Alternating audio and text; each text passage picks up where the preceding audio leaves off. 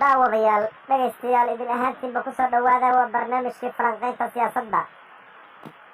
war degdega oo naga soo gaaray magaalada Kismaayo ayaa sheegaya diyaarad military oo siday ku-xigeenka sirdoonka Kenya oo lagu magacaabo Mowlana ayaa ka degay magaalada Kismaayo sida ay noo xaqiijiyeen sirdoonka garoonka diyaaradaha.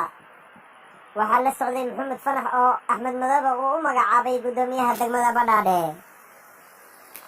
Mowlana ayaa joogay Kismaayo 2 saacadood oo keliya waxayna wararku sheegayaan in Axmed Madoobe uu u siday fariin ku saabsan qorshaha cusub ee dowladda Kenya ee ku wajahan Soomaaliya iyo sida dowladda Kenya aysan u sii wadi karin khilaafka kala dhexeeya Soomaaliya.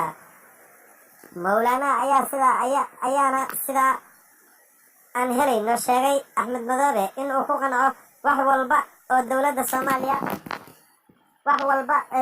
Soomaaliya iyo Kenya heshiis ku gaaraan, xitaa haddii ay noqoto in uu ka baxo meesha. dhagaystayaal daawadayaal